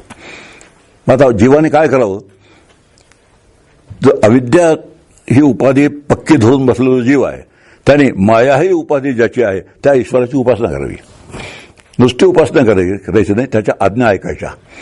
ईश्वराचं आपलं जे नातं आहे ते 2 प्रकारचं आहे. एक उपासनेसाठी ईश्वराचा अवतार लागतो, कारण ईश्वरही उपास्य असणं कठीण आहे, कारण त्याला रूप नाही आहे. ज्याला रूप नसतं त्याची उपासना आपल्याला करणं मोठं कठीण जातं. आणि ज्याला रूप प्रचंड असतं, आपल्याला छोटी रूपं चालत नाहीत. हनुमंत सुरुवातीला काय असतो माहिती, एवढाच असतो, पण त्याच्या ते लेप लावून एवढा मोठा होऊन जातो. आणि जेवढा मोठा हनुमंत तेवढा डोळ्यात भरतो, डोळ्यात भावला की मग बरं वाटतं, हे जमलं आता. आणि छोटा असलं चालणार नाही. आता काय जे आमचं ते रूपाचं असतं अगदी अविभाज्य नातं आहे. म्हणून रूप नावाची गोष्ट आवश्यक आहे. आणि ईश्वराचं रूप नाही, निर्गुण आहे, सगुण निराकार आहे. आम्हाला उपासना करायची कोणाची, ईश्वराच्या अवतारांची उपासना करायची. आता श्रीकृष्ण श्रीराम आहेत, हे कोणाचे अवतार आहेत, ईश्वराचे अवतार, त्यांची उपासना करायची. म्हणून कर्त्या जीवानी करवित्या ईश्वराची उपासना करावी आणि अकर्ता आत्ममी असा अनुभव घ्यावा. म्हणजे ते असे टप्पे लक्षात घ्यायचे. जीव करता आहे, करविता कोण आहे, ईश्वर सर्वभूतानां हृदयशीर्जुन तिष्ठती. आता ह्या पद्धतीने करणारा मी आहे. आता खरं म्हणतात करता करविता तो आहे असं म्हणण्याची पद्धत आहे, पण आपण थोडी बदलून घेऊया. कारण प्रत्यक्ष वाचनाचं काम कोण करतोय, मी जीवच करतोय. खायचं काम कोण करतो, 4 इडल्या कुणी खाल्ल्या, करता करविता म्हणाला. 4 इडल्या खायला तो आलेला नाही, तो तिथेच जागेवर 4 इडल्या मीच खाल्ल्या, जीवाने खाल्ल्या. अशा पद्धतीने करता करविता म्हणतात. तर करता जीव असतो, करविता ईश्वर असतो आणि करत्या जीवाने करवित्या ईश्वराची उपासना करावी, त्याच्या आज्ञा ऐकाव्या निमूटपणाने. आता इथेच तर सगळी पंचायत आहे. ईश्वराच्या आज्ञा निमूटपणे ऐकायच्या आणि मग अकर्ता आत्मा मी आहे असा अनुभव घ्यायचा. असं ह्या तिघांचा आपापसातलं नातं आहे. आणि नातं आम्ही लक्षात ठेवलं तर फार सोपं होऊन जातात गोष्टी. म्हणजे नेमकं काय करायचं आहे, तर मी कोण आहे, जीव आहे. मी कसा आहे, मग करता आहे. मग करता मी आहे तर करविता आहे का, करविता कोणी वेगळा आहे का, मीच करविता आहे. आमचे थाट तर असे असतात, करता मीच आणि करविता मीच, दोन्ही मीच आहे. आणि मी करता असं म्हटलं की ते घोटाळा होत जातो सगळा. तू करता असे म्हणूसी तेणे तू कष्टी होसी, राम करता तरी पावसी हे कीर्ती प्रताप समोर ठेवलेला आमच्या. मग करविता तो आहे असं जर ठरलं तर जे घडतं ते त्याच्यामुळे घडतं असं जर ठरलं, तुम्ही काहीही प्यायलं तरी त्याच्यामुळे प्यायलं जातं. आता कसं आहे, इथेच ते सगळी जे कुठे गडबडी होऊन जातात त्या अशी गडबडी होऊन जातात. म्हणून त्याच्यामध्ये एक नियम केलेला आहे, विधेते पाळीत निषेधाते गाळीत, मज देवरी झालीत कर्मफळे, बस काम संपलं. आणि अशा पद्धतीने जे करायचं असतं ते त्याच्या आज्ञेनुसार, त्याच्या योजनेनुसार, त्याच्या व्यवस्थेनुसार करायचं असतं. आणि असं मी जेव्हा करायला लागतो तर चित्त शुद्ध होतं, चित्त शांत होतं. आणि असं शुद्ध आणि शांत चित्तामध्ये ज्ञानाचा उदय होतो. त्याला परंपरेने म्हणतात. मनाचा रोल जो आहे, उपासनेचा रोल आहे आणि कर्माचा रोल आहे, तो परंपरा म्हणतात. त्याला परंपरे शब्दाचा अर्थ अप्रत्यक्षरित्याने त्याचा उपयोग होतो, साक्षात उपयोग नाही. म्हणून मी कितीही कर्म केली तरी मी मुक्त होणार नाही, कितीही उपासना केली तरी मी मुक्त होणार नाही. पण उपासनेने आणि कर्माने जे फळ मिळतं मला, ते मला मिळाल्यानंतर त्याचा उपयोग करून त्याच्या आधारावरती पुढचं जे काही तत्वज्ञान आहे ते तत्वज्ञान मला होऊ शकतं. त्याला श्री गुरूंची काय लागते, एक मदत लागते. अशा पद्धतीचे विचार आहेत. आणि आता पुढे एक वेळ तव प्रधान प्रकृतीपासून जग उत्पन्न होतं वगैरे वगैरे तपशिलाचा पुष्कळ भाग आहे. आणि पुढे भाग येतो तो पंचीकरणाचा एक भाग येतोय. आता पंचीकरणाच्या भागामध्ये समर्थांचं एक फार छान वचन आहे पंचीकरणाच्या शास्त्रासंबंधी. आता ते बोलावं की नाही मोठी शंका आहे माझ्यासमोर, पण आता सांगावं. केवळ मूर्खतेने नाही म्हणून आले सांगणे. आता केवळ मूर्ख आहेत म्हणून पंचीकरण मला सांगायची वेळ आली. तुम्ही जो मूर्ख नसता तर मला पंचीकरण सांगायचं काही कामच पडलं नसतं. आता ह्याचा अर्थ असा होतो, वाचणारे कोण आहेत? वाचणारे म्हणजे आम्ही. समर्थ आम्हाला काय म्हणतात? समर्थ आम्हाला मूर्ख म्हणतात. मग का सांगायची वेळ आली? असं त्यातल्या छोट्या छोट्या गोष्टी आहेत. एक उदाहरण आहे की पाणी आहे समजा, पाण्यामध्ये काय आहे? पृथ्वी, आप, तेज, वायू, आकाश ह्याचे सुद्धा अंश पाण्यामध्ये आहेत. पाण्यामध्ये पृथ्वी, आप, तेज, वायू, आकाश. आता पाण्याचा निम्मा भाग आहे आणि बाकीच्या निम्म्या भागावर ते चारी आहेत. आता पाण्यात कठीणपणा कोणता असतो? पृथ्वी कठीण असते. मग पाण्यात कठीणपणा कोणता? कसा काय समजायचा? होय म्हणायचं. याला काय आहे? आज दिलं उत्तर दिलेत, त्याचे उत्तर दिलेले नाहीत असे नाही. पण आपलं काय आहे, लहान मुलाची समजूत घालतात ना, तशापैकी समजूत घालणारे उत्तर आहेत. फक्त आम्ही मनातून स्वीकारावं, हे शरीर माझं पंचीकृत आहे, यापेक्षा पलीकडे ह्यातून आम्हाला फारसा काही बोध होत नाही. म्हणून हा खेळ जो असतो, हा खेळ थांबवण्यावर समर्थ त्याला पोर खेळ म्हणतात. अगदीच मूर्ख म्हणण्यापेक्षा आम्ही पोर म्हटलं तर बरं जास्त. म्हणजे मूर्खांचा खेळापेक्षा पोरांचा खेळ बोलूया. हे तत्वज्ञान आहे, ह्याचा तपशील आहे. या तपशिलाच्या फारशा भानगडीत न पडलेलं बरं असं समर्थ म्हणतात. असं देशमुख म्हणतात म्हणजे आणि पचायत येईल. त्याच्या जे विवेक सिंधू म्हणून आहे, त्या विवेक सिंधूमध्ये या पंचीकरणाचं तपशील फार छान सांगितलं. अतिशय सुंदर पद्धतीने त्याचं वर्णन केलेलं आहे. अगदीच मूर्ख असं आपण तर ते बघावं. रामकृष्णारी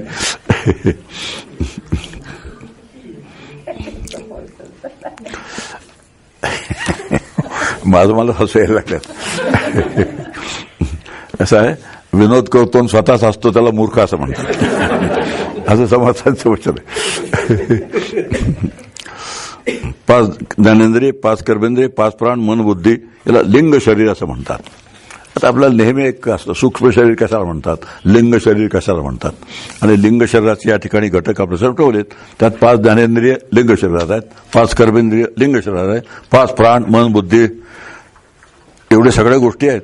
ह्या सगळ्या मिळून जे काही तयार होतं कडबोळं, त्याला लिंग शरीर असं म्हणतात. आणि असं लिंग शरीर आहे. त्या लिंग शरीराच्या आधाराने आपले सगळे आतले जे व्यवहार चालतात, आतले जे व्यापार चालतात या लिंग शरीराच्या आधाराने चालतात. पुढच्या जन्मात कोणतं शरीर जातं? पुढच्या जन्मात हे शरीर जातं. कोणाच्या आधारात जातं? उदान नावाचा वायू आहे. त्या उदान नावाच्या वायूवरती ती जी असते वासना, ती त्याच्यावर स्वार होते आणि या लिंग शरीरासह उदान वायूवरती स्वारून ती जी वासना आहे ती पुढच्या शरीरात प्रवेश करते. कोणी पाहिलंय? अशी जाताना कोणी पाहिलंय?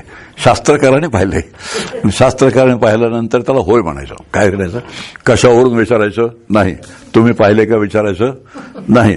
किती वेळ लागतो तिथून तिथे पोचायला? फार प्रश्न विचारत असतो लोक. या देहातून जीव गेल्यापासून त्या देहातला जीव जाईपर्यंत, म्हणजे तयार होईपर्यंत किती वेळ लागतो?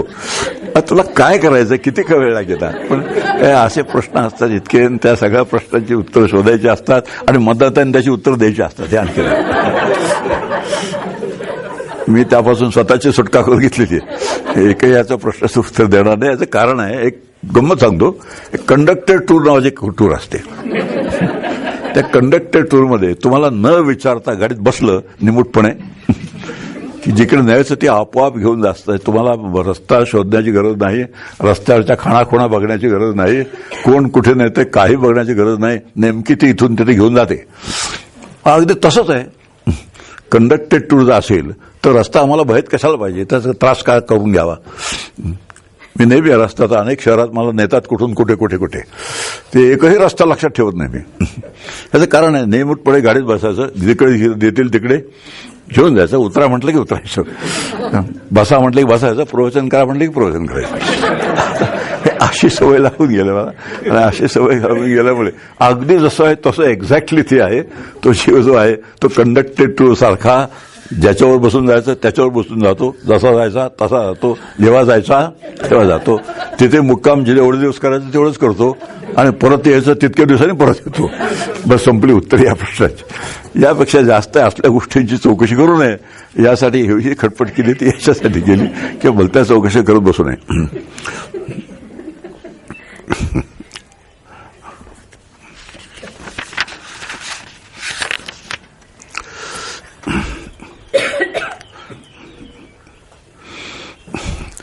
आता असं जे जीव आहेत त्या जीवाना जन्ममरण का चुकत नाहीत असा एक विचार मांडलाय.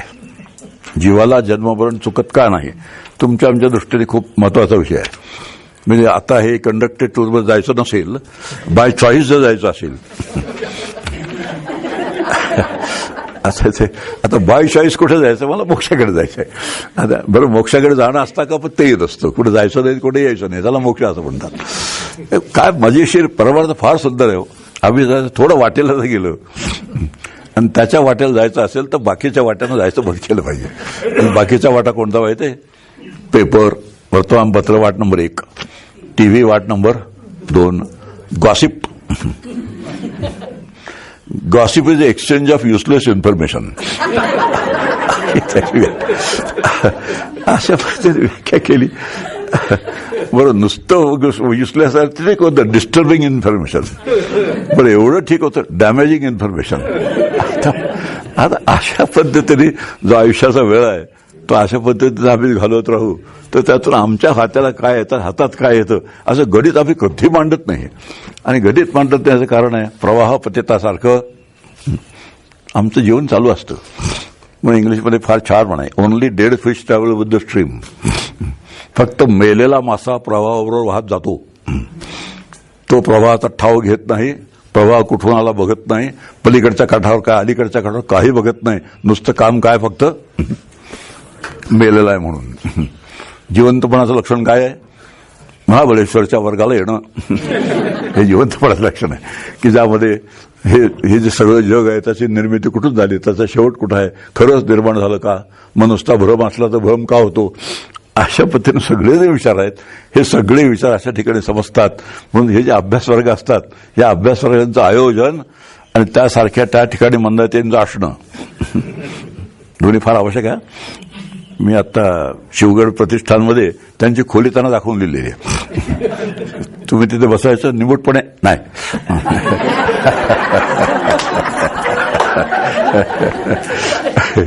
असा निमूटपणे शब्द काय आला, मोठा आहे म्हणून झालं. बरं, माझी आध्यात्मिक खोली वाढव. हरिओम. हा, आता एक्सचेंज झालं बघा.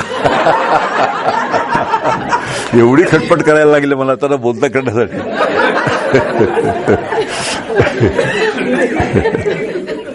बर, आपल्याला ज्ञान का होत नाही हा विचार चाललाय.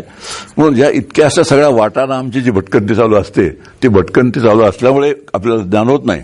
त्यासंबंधी संतांची वचनं फार छान आहेत. अंतर्निष्ठ तितके तरले, अंतर्भ्रष्ट तितके बुडाले. समर्थांचं वचन आहे, अतिशय मार्मिक वचन आहे. अंतर्निष्ठ तितके तरले, अंतर्भ्रष्ट तितके बुडाले. आणि अंतर्निष्ठ शब्दाचा अर्थ असा होतो, स्वरूपाशी जो अनुसंधान ठेवून राहतो त्याला अंतर्निष्ठ म्हणतात. आणि बाकीचं जे आहे विश्व, आपण काल वाटणी केली होती, कोण कसा असतो. मुक्ता जो असतो तो आत्मक्रीड असतो, जो साधक असतो तो साधना क्रीड असतो, आणि बद्ध असतो तो दृश्य क्रीड असतो. आता दृश्य क्रीड शब्दाचा अर्थ, ज्याला आपण दृश्य म्हणतो, दृश्याची व्याख्या फार मोठी आहे परमात्मा, आपण ते बघितलं अनेक वेळा. तर त्या दृश्याच्या अनुसंधानात जो राहतो तो बहिर्मुख, अंतर्निष्ठ नसतो, बहिर्निष्ठ असतो. आणि स्वरूपाच्या अनुसंधानात जो राहतो तो अंतर्निष्ठ असतो. आणि अंतर्निष्ठ तितके तरले आणि अंतर्भ्रष्ट तितके बुडाले. आता तरणं बुडणं म्हणजे नेमकं काय हो. अंतर्निष्ठ जर तरत असेल तर तो नेहमी आनंदनिष्ठ राहतो. आणि आनंदनिष्ठ हाही शब्द बरोबर नाही, आनंदरूप होऊन राहतो.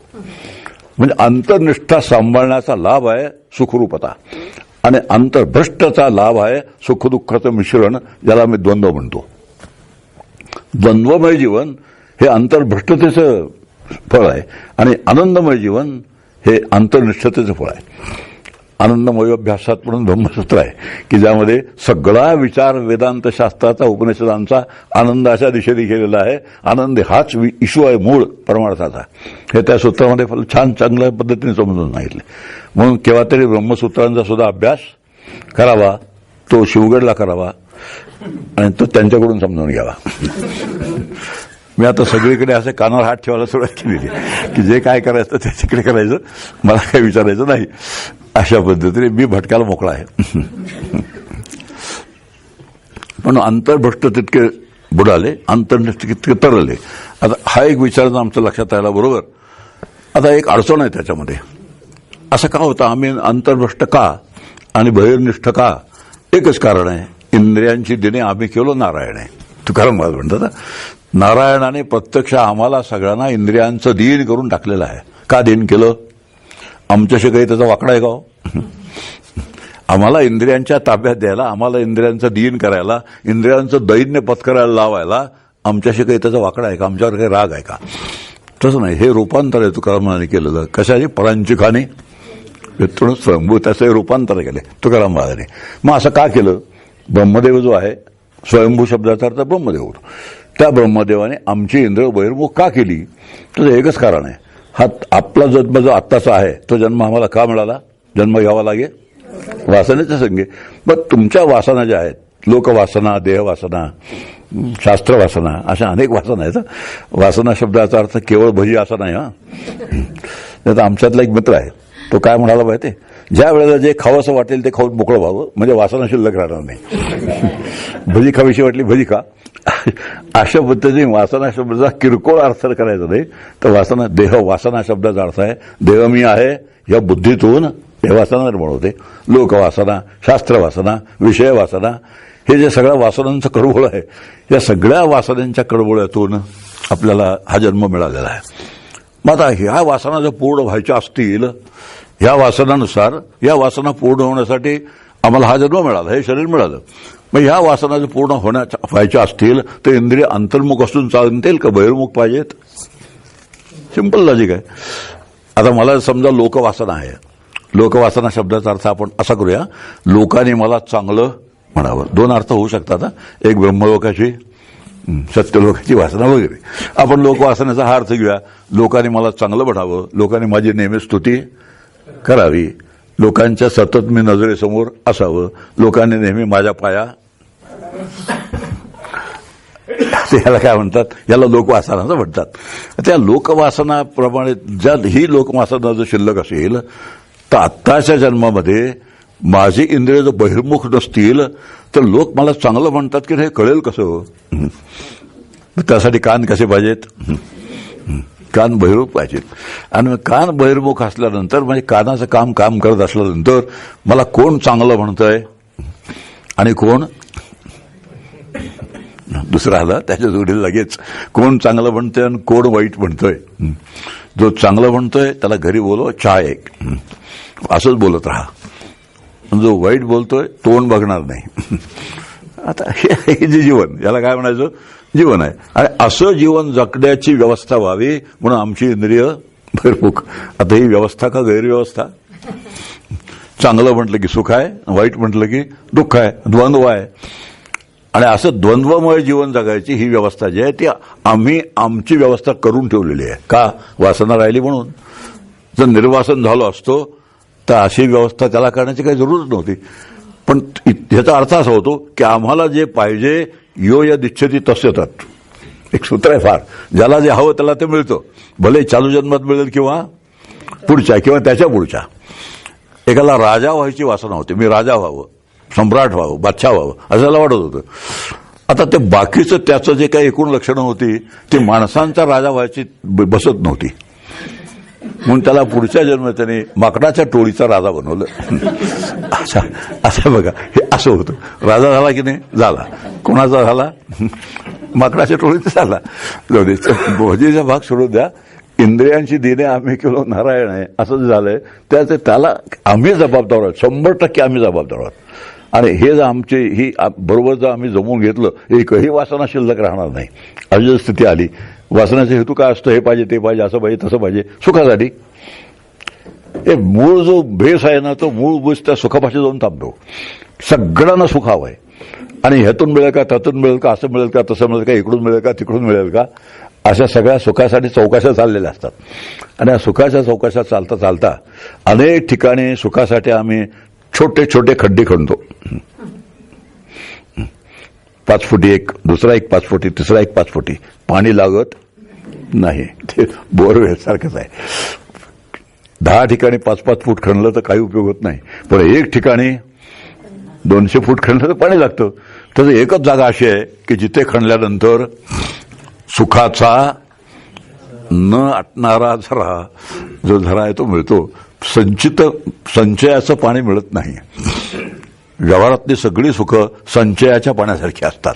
एक दिवशी ते पाणी आटतं किंवा पिऊन संपतं. 2 पैकी एक काहीतरी होतं. पिऊन तरी संपतं, नाही तर आटून तरी संपतं. 2 पैकी एक काहीतरी होतं. तर अखंड झरा जर सुखाचा असेल तर तो एकच आहे, त्याला आत्मा असं म्हणतात. कारण तो सुखरूप आहे, तो आनंदरूप आहे.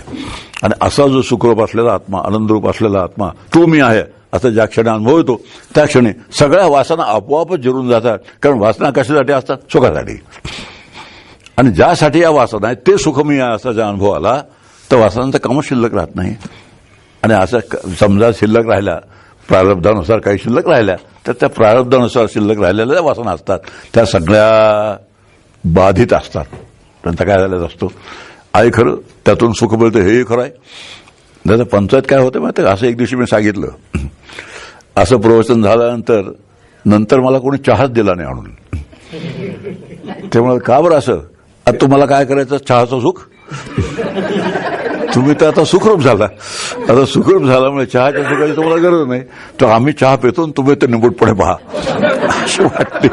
असं नसतो. असं आहे, प्रारब्धाने तुम्हाला चहा मिळणार आहे, तुम्हाला मिळणार आहे. पण मला एक माहिती आहे नक्की, जसं परवा मी म्हणालो की जे मला त्याने सुख मिळते ते चहाचं नक्की नाही. मग कशाचं आहे? स्वरूपाचंच आहे. आणि ते स्वरूपाचं सुख भले चहा मिळाला तरी आहे, नाही मिळाला तरी आहे. इथेच तर मजा आहे सगळी. मी एकदा शिवतरीकडे गेलो होतो 7 दिवस. कोणाला तरी असं ऐकलं की ह्यांना नेहमी गवती चहाचा काढा लागतो.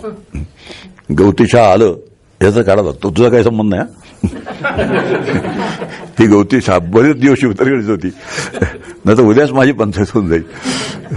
आता काय झालं मग? 7 दिवस मला त्याने 3 वेळा दिवसातून गवती चहा आलं. गवती चहा, तुळस घ्या.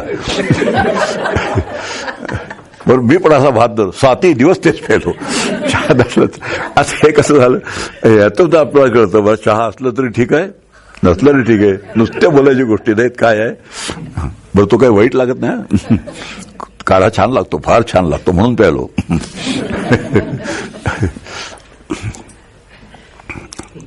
आता यातून असं आहे, संसारातून सुटण्याचा उपाय आपल्यासमोर सांगतात की पाण्यातील किड्यांचा एक दृष्टांत दिला आहे. एखादा किडा असतो, तो पाण्यात पडलेला असतो आणि पाण्यामध्ये काही भोवरे असतात. त्या भोवऱ्यातच तो तिथल्या तिथे फिरून राहतो. तो भोवऱ्यात तिथल्या तिथे फिरून राहिला तर एक वेळ अशी येते, त्याचं सत्कर्म काय ते म्हणतात त्याला उदयाला येतं आणि एखादा चांगला महात्मा तिथे कोणतरी येतो आणि महात्मा त्या किड्याला उचलून बाहेर ठेवतो, तो म्हणजे त्या भोवऱ्यातून सोडवतो. अगदी तसं आहे. आम्ही सगळे कोणासारखे आहोत? काय हो, काय नीट बोला की असं का किड्यासारखे, म्हणजे दृष्टांत द्यायला काय शिवाय की नाही. पण माझा दृष्टांत इथेच लिहिलं, आता मी तरी काय करू, यात लिहिलंय. अगदी तसं आहे. अनंत जन्माचे जे भोवरे असतात त्या भोवऱ्यामध्ये आम्ही सगळे फिरतोय आणि असं अनंत जन्मात भोवऱ्या फिरल्यानंतर कुणी एखादा दयाळू माणूस, आमची पुण्यसंपत्ती बरोबर जेवढी व्हायला पाहिजे तेवढी झाल्यानंतर एखादा पुण्यपुरुष महात्मा आमच्या समोर येतो आणि आम्हाला हलकेच तिथून बाहेर काढतो आणि हलकेच बाहेर काढल्यानंतर बरोबर जिथे माझं मूळ स्वरूप आहे तिथपर्यंत नेऊन सोडून देतो. म्हणून तसं जोपर्यंत होत नाही तोपर्यंत त्या भोवऱ्यात फिरणारे किडे आणि संसारात राहणारे पुन्हा बोलत नाही. संसारात राहणारे आपण, यात काही फरक नाही. याचा अर्थ असा होतो की ज्या वेळेला एक पुण्य उदयाला ना, बहुत सुकृताची जोडी, म्हणून विठ्ठल आवडी जन्मोजन्मी आम्ही बहुपुण्य केले. आता ही जी काही वचनं आहेत, ही सगळी वचनं आपल्याला फार मार्गदर्शक आहेत आणि अशी मार्गदर्शक वचनं म्हणजे जबाबदारी आपल्याला कळते. तो महापुरुष अचानक यायचा नाही, कारण नसताना. हे महापुरुष लहरी नसतात बरं, की मला लहर आली आणि ह्याला काढून ठेवला, आत्ता मला लहरीने ह्याला काढून ठेवला, असं होत नाही कधी. की तुम्हाला काढून ठेवण्याच्या योग्यतेच तुम्ही झाला तरच तो येतो आणि तो काढतो. आणि काढून टाकायची योग्यता केव्हा होते? बहुपुण्य केले. आणि ते साधं पुण्य चालत नाही, शुद्ध पुण्य. फार मेखा आहे, ज्ञानबाची मेखा आहे की पुण्यात्मके पापे स्वर्गात जायचे, पापात्मके पापे नरकात जायचे, जेणे माते पावी देते शुद्ध पुण्य. तर शुद्ध पुण्याची जोड पाहिजे आणि शुद्ध पुण्याची जोड असेल तर भगवंताची प्राप्ती होते. आणि नाहीतर पुण्यात्मक पाप असेल स्वर्गात मिळेल, पापात्मक पाप असेल नरकात जाते. म्हणजे काय हो? म्हणजे काय, एक हापूसचे आंबे असतात,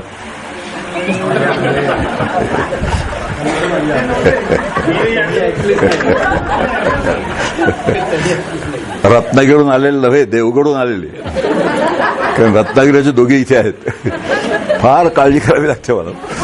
देवगडून हापूसच्या आंब्याचे करंडे येते, ते हापूसच्या आंब्याच्या आतमध्ये असतात पायरी, कुठे रायवळ असं असतं, वर लिहिलं हापूस. अशा पद्धतीने काय काय असतं, पुण्याचं लेबल लावलेलं असतं पण आत पापच असतं. आत पापाच, वर पापाचं लेबल, सरळ पापच असतं.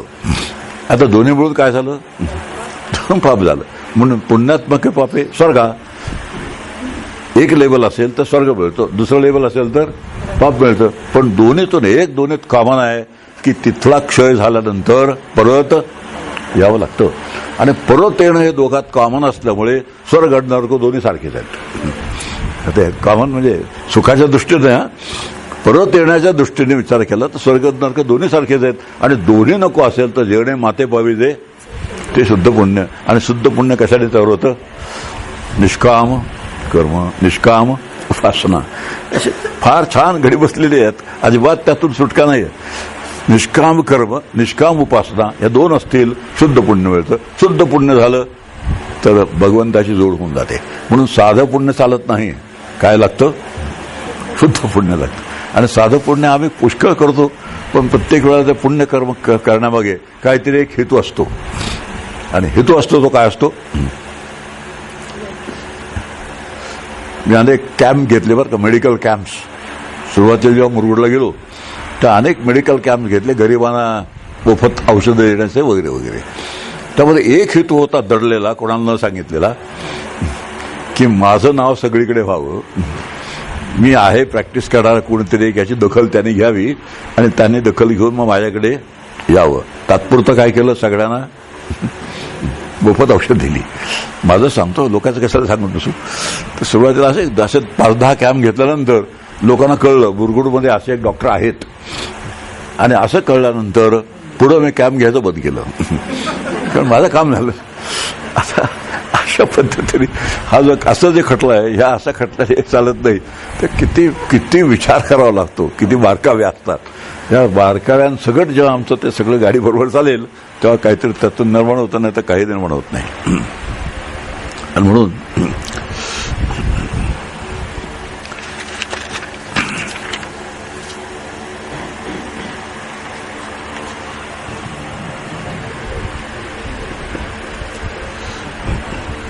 शुद्ध पुण्य उदयाला आल्यानंतर काय होतं ते. आता 5 कोश आणि संसाराचे बंधन असं पुढचं शीर्षक आहे.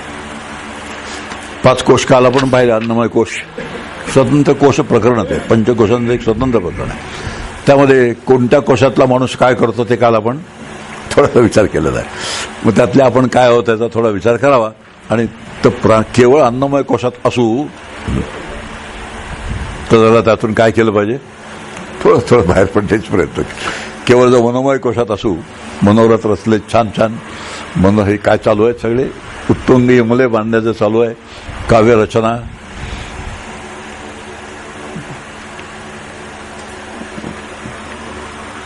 कवी लोकांचे म्हणजे मनोरे असतात ना कल्पनांचे, ते कल्पनांचे सगळे मनोरे इतके सगळ्यांना आवडतात, इतके आवडतात सगळ्यांना. असं वाटतं ह्यासारखा माणूस हाच आहे. याचं कारण आहे की आपले जे मनोरे असतात अलिखित स्वरूपात, ते लिखित स्वरूपात त्यांच्याकडे वाचायला मिळतात.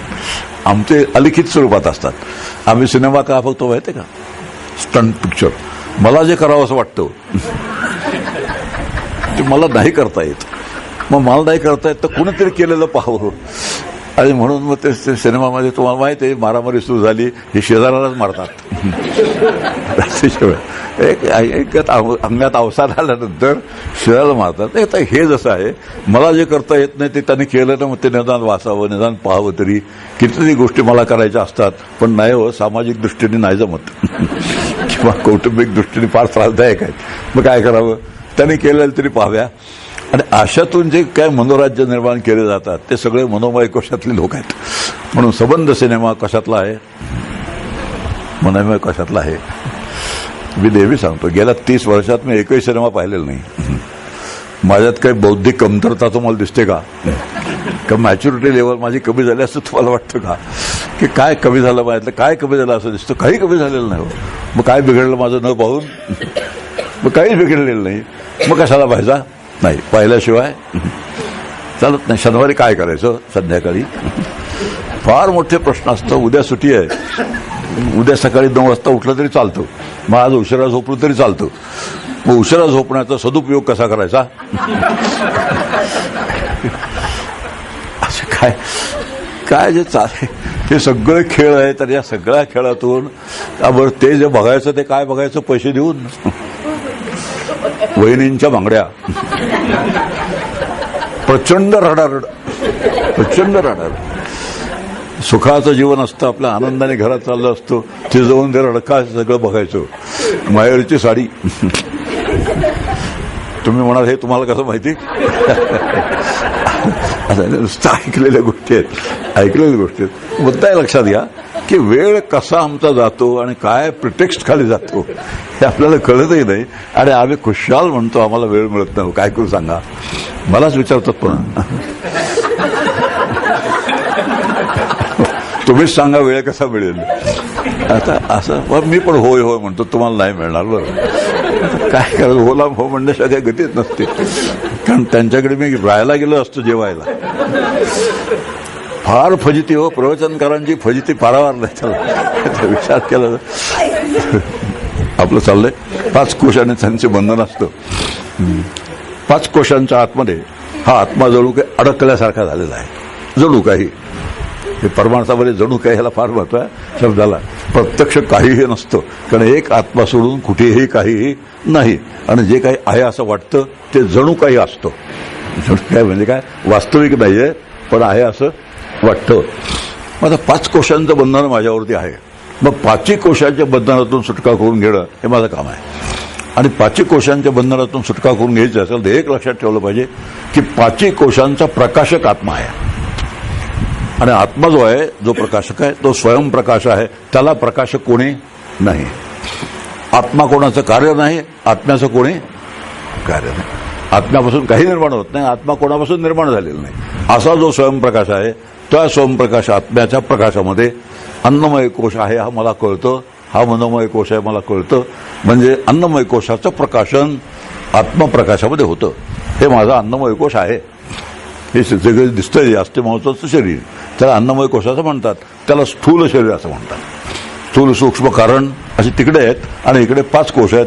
तिकडचे 5 कोश आणि इकडचे 3 शरीर दोन्ही सारखेच आहेत. काय बदल नाही, फक्त काय म्हणतात त्याला टर्मिनॉलॉजीत फरक आहे. मात्र हे माझं शरीर आहे, स्थूल शरीर, हे कोणामुळे कळलं, कोणाच्या प्रकाशात कळलं, म्हणजे ह्याचं ज्ञान कोणामुळे झालं, ते ह्याचं ज्ञान आत्मप्रकाशात झालं. कोणाला झालं? जीवाला झालं, कबूल. पण जीवाला जो ज्ञान, जीवाला जे ज्ञान होतं ते कोणामुळे होतं समजायला फार सोपं आहे. हा हात माझा आहे हे कोणाला कळलं? जीवालाच कळलं. पण जीवाला जे हा हात हे कळलं, हे कोणाचं, त्याला जीवाला प्रकाश कोणाचा आहे? चिदाभास रूपाने जीवाला आत्म्याचा प्रकाश आहे. मग पर्यायाने माझा हात आहे कोणाच्या प्रकाशात प्रकाशित झालं, ही शास्त्रीय भाषा आहे. हात कोणाच्या प्रकाशात प्रकाशित झाला ही शास्त्रीय भाषा, आणि हात कोणामुळे दिसला, कळला, ही साधी तुमची आमची भाषा आहे. पण हा हात जो आहे तो ज्याच्या प्रकाशित प्रकाशित झालेला आहे तो नित्य प्रकाशमान आहे. हात असेल अगर, आता इथे गडबड आहे. आता हात आपला प्रतिनिधी मानला कशाचा? अन्नमय कोशाचा हात प्रतिनिधी आहे. म्हणजे अन्नमय कोश असेल किंवा नसेल, पण प्रकाशक मात्र नित्य विद्यमान असेल. आणि असा जो प्रकाशक आहे तो मी आहे. म्हणून हात मी नाही. हात ज्याचा प्रतिनिधी आहे ते अन्नमय कोश मी नाही. त्यामुळे हात मी आहे असं ज्याच्या ह्याचं कळतं, जो ज्याचा आहे अन्नमय कोश, ते जे शरीर आहे ते शरीर असलं तरी ठीक आहे आणि नसलं तरी. आता इथेच मोठी पंचायत आहे. सगळेजण एक मताने सांगतात समोर असलेले लोक. जो इथे थाटात बसून सांगतो त्याचा खुशाल जाऊ द्या, आमची काही तक्रार नाही आहे. आता इथे सगळे पंचायत आहे की ठीक आहे, स्थूल अन्नमय कोश आहे. अन्नमय कोश हा कालाने बद्ध झालेला आहे. उपजेते नाशे, नाशेले पुनरपी दिसे, हे घटिका यंत्र जैसे परिक्रम का. आमचं एक काम आहे, उपजेते नाशे इथपर्यंतच आमची गाडी थांबली पाहिजे. नाशेले पुनरपी दिसे यात आम्ही सापडायचं नाही आहे. कसं ते ओवीस आपले क्लासिफिकेशन कसं करून घ्यायचं हे लक्षात ठेवा. उपजेते नाशे इथपर्यंत अगदी बरोबर आहे. पण नाशेले पुनरपी दिसे ह्यात मला सापडायचं नाही, त्यासाठी हे सगळं चाललंय. हे नाही केलं तर नाशेले पुनरपी दिसे होणारच आहे. ते होऊ नये म्हणून एक सगळी खटपट चाललेली आहे. एका ओवीचे 2 भाग आहेत. त्याला भागत्याग लक्षण असं म्हणतात.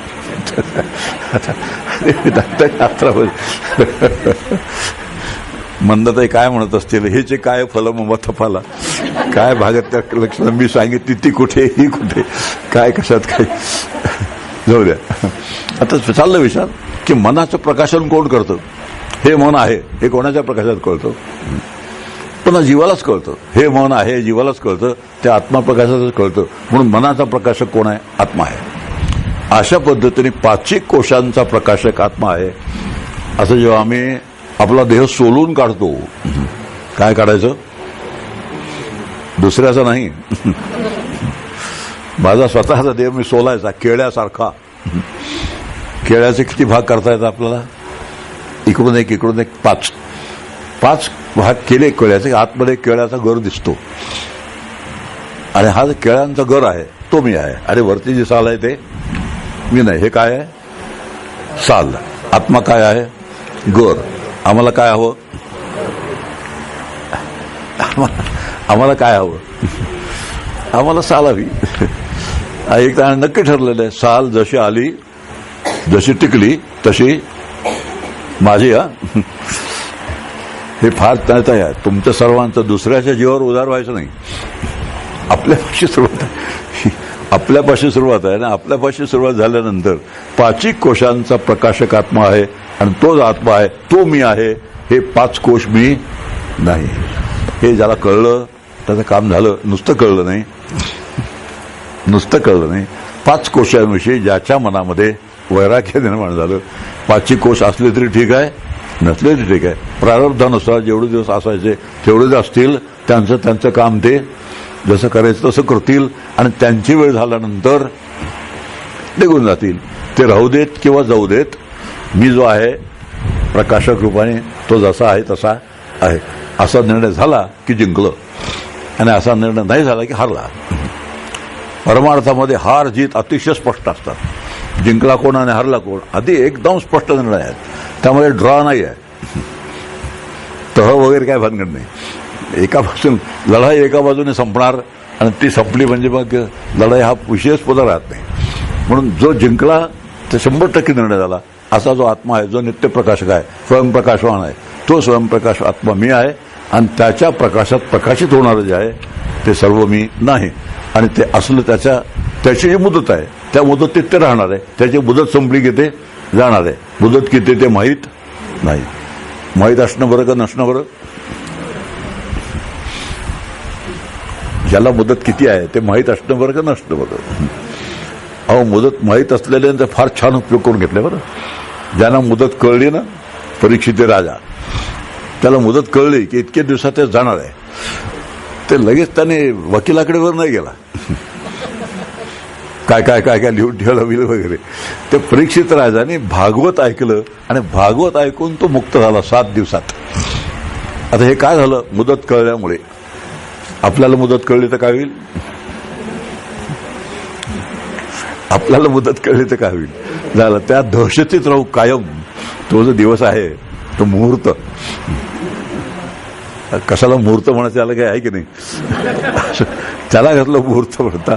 आता असं सगळं काय फार आत मोठी दहशत आहे, फार मोठी भीती आहे.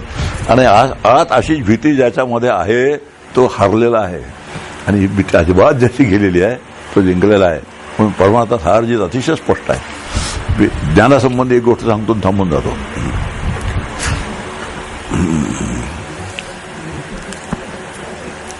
अंधार हा अंधार आहे हे कोणामुळे कळतं? हा अंधार आहे कोणामुळे कळतं? असा आहे, आपला एक नियम असा आहे की जी वस्तू मला कळायची त्याच्यावर उजेड असल्याशिवाय ती वस्तू कळत नाही. नियम बरोबर आहे? जी वस्तू कळायची डोळ्याने त्याच्यावर उजेड असल्याशिवाय ती वस्तू कळत नाही. अंधारावर जर उजेड असेल तर अंधार राहील का? प्रश्न. अंधारावर जो उजेड असेल तर अंधार राहील का? त्या अंधार म्हणताच येणार नाही, त्याला उजेडच होऊन जाईल तो. मग अंधार कळतो तो डोळ्याने कळतो, डोळ्यांच्या माध्यमातून कळतो का नुसताच कळतो? न बघता कळतं? त्याचं एक उत्तर बन जातं की अंधाराचं प्रकाशन सुद्धा आत्मप्रकाशातच होतं. अंधाराचं प्रकाशन, हा अंधार आहे हे आत्म्याच्याच प्रकाशात कळतं. त्याला डोळ्यांच्या मदतीची गरज नाही, कारण डोळे तिथे मदतच करू शकणार नाही. का मदत करू शकणार नाही? कारण ज्याचा उजेड नाही ते दिसत नाही, असा नियम आहे आपला. म्हणजे अंधारावर उजेड असणं शक्य नाही. मग अंधार दिसेल कसा? याचा अर्थ असा होतो अंधार दिसत नाही पण कळल्याशिवाय कळत नाही. आता एक फार लक्षात ठेवायला सोपं पडतं फार. अंधार ज्याच्यामुळे कळला असा जो आत्मा आहे तो मी आहे. आणि हे जर लक्षात राहिलं बरोबर तर आत्मा कळण्यासाठी इंद्रियांची गरज नाही हेही कळतं. एका छोट्या उदाहरणाने आपल्याला लगेच कळून जातं. आणि म्हणून आत्मा कळण्यासाठी इंद्रिया अवलंबून राहू नये हेही कळतं. आणि त्याचा उलट अर्थ होतो, जे जे इंद्रियाने कळेल तो आत्मा असणार नाही. एकदम उलट करून द्यायचं. जर आत्मा इंद्रियाने कळत नसेल तर जे इंद्रियाने कळणं ते आत्मा असणं शक्य नाही. आणि म्हणून जे इंद्रियाने कळतं आत्मा नसेल जर, तर त्याच्या अनुसंधानात राहू दे. आता एक एक पुढचे निर्णय होत जातात. असे निर्णय कसा आहे, एकदा विचाराची दिशा जर कळली आणि विचार करण्याची पद्धत जर कळली आणि अशी घडी जर छान बसून गेली तर फार सुंदर सुंदर पदर त्यातून आपल्यासमोर येतात. आणि असे पदर आपल्यासमोर आले किंवा आत्मनात्म विचार आतमध्ये अतिशय स्थिर होऊन जातो. तो आपला स्थायी भाव होतो, सेकंड नेचरच होतो. तो हा छान शब्द आहे. आत्मनात्म विचार आपला सेकंड नेचर होऊन जातो. आणि असं सेकंड नेचर झाला की आम्ही जिंकलेला आहे. आणि जो पण करावा लागतो, पुस्तकात येऊन वर्गामध्ये येऊन पुस्तकं बघून असं जो पण करावा लागतो तो पण तो सेकंड नेचर झालेला नसतो. त्यामध्ये खटपट आहे. आणि ते खटपट असते ते वेळ लागतो. ते कसं स्थायी भाव झालेला आहे, सेकंड नेचर झालेला आहे, सहज स्वभाव झालेला आहे. आणि त्या सहज स्वभावातून असे एक एक एक पदर उलगडायला लागतात. आणि असे पदर उलगडायला लागले की समजावं आपलं काम झालेलं आहे. थांब्या कुंडली किंवा हरी.